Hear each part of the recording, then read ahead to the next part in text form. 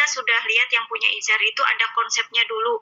Jadi kita tetapkan konsep ya, ekonomi politik Islam itu yang mau kita fokuskan itu di mana gitu secara konsepnya gitu lah. Jadi di awal itu mungkin sama Wulan dan kawan-kawan itu konsepnya tetapkan dulu mau konsep yang mana gitu, karena kalau saya lihat di sini ada 4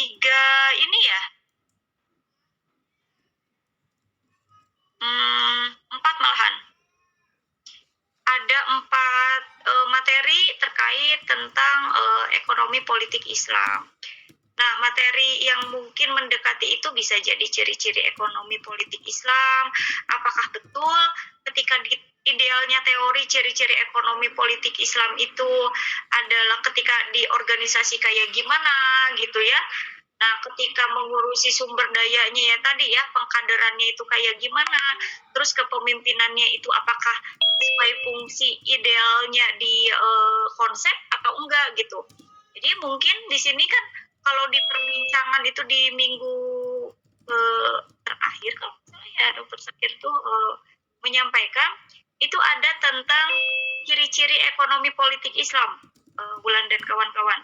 Itu ada yang perencanaan organisasi ya, terus ada akhlak organisasi, ada pengelolaan sumber daya manusianya, ada fungsi pimpinannya gitu.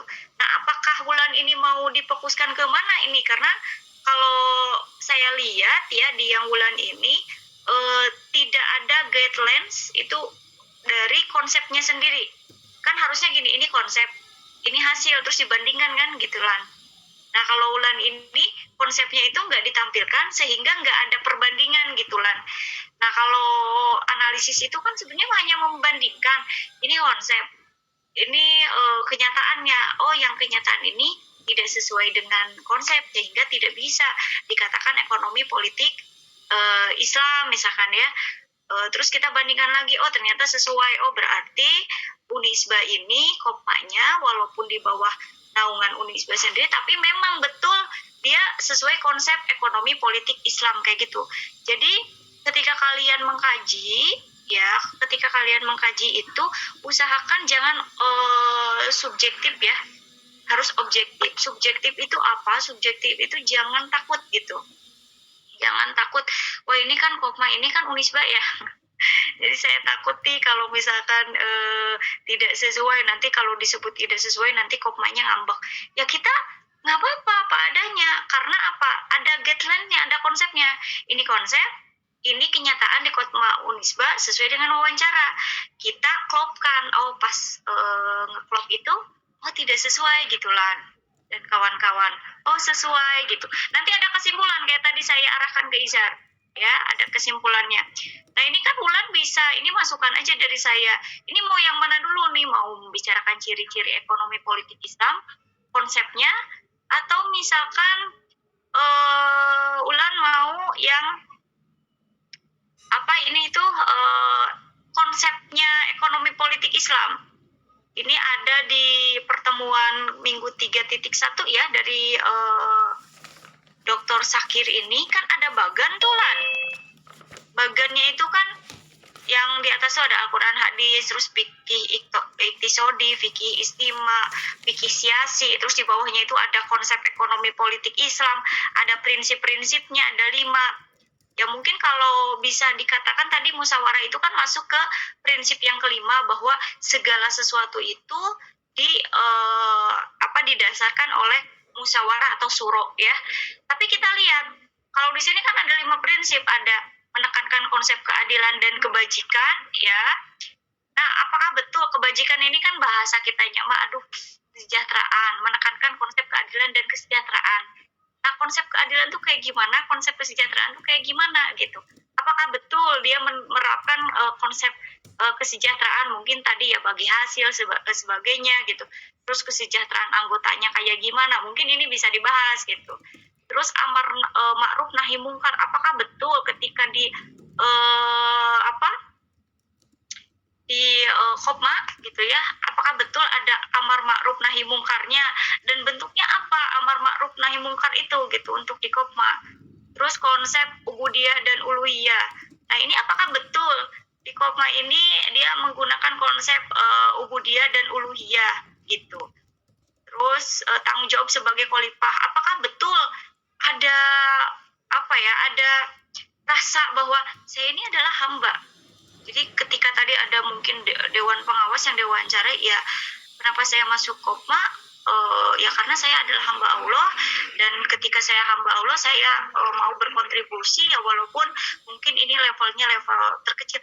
Ada nggak perkataan itu gitu ya, untuk melihat prinsip-prinsipnya. Nah itu tentukan dulu sama Wulan itu yang mana dulu nih, pengen konsep ekonomi politik Islamnya yang mana gitu Lan, karena itu konsepnya itu udah ada 4 slide loh, ada 4 PDF ya Lan.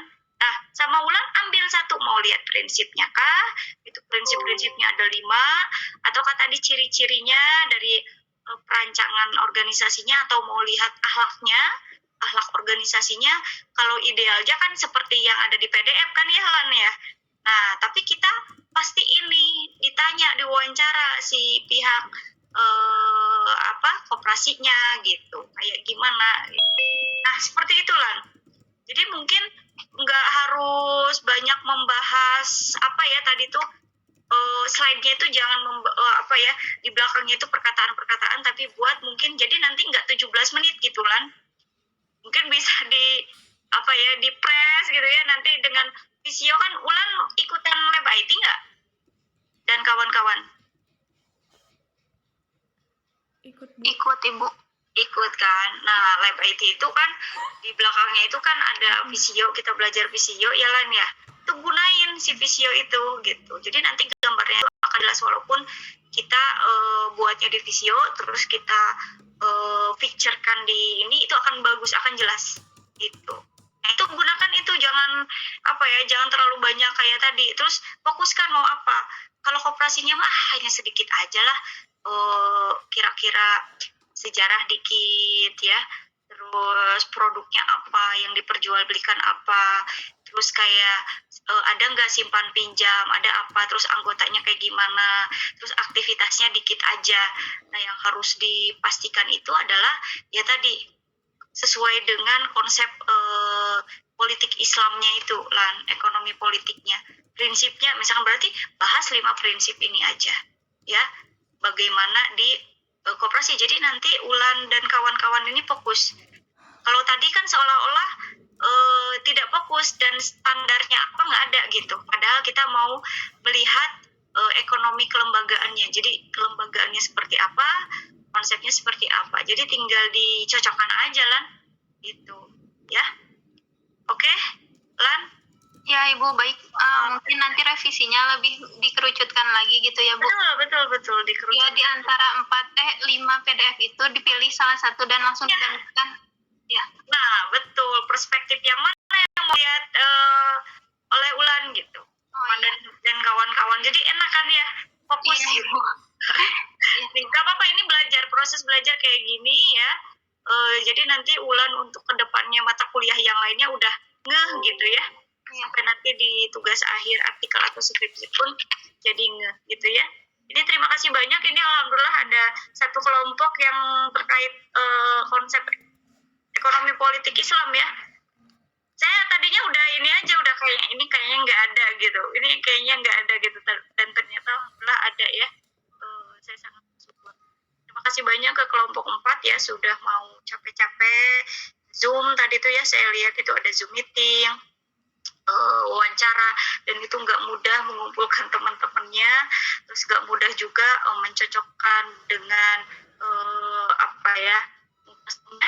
karena narasumbernya ternyata ketua pengawasnya, ya benar nggak Lan, ketua pengawasnya walaupun sama-sama mahasiswa tapi banyak sekali mungkin ya aktivitas. Jadi ini kita applause juga ini buat kelompok 4 ya, dan ditunggu nih kelompok 1, kelompok 4 video yang sudah diperbaiki ya. Jangan lupa ya Lan, masukkan konsep ya. Tadi soalnya saya belum lihat konsep. Oh ya, oke Bu. Terima kasih Bu atas masukannya. Siap, sama-sama. Oke, silakan next. Boleh Bu. Saya Bu Rafian Akbar.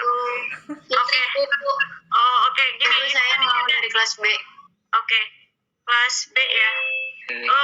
Tadi ada yang bersuara tuh Raffi dulu nggak apa-apa ya, kelas A dulu. Iya, Mbak. Kelas B. Siapa yang kelas B tadi?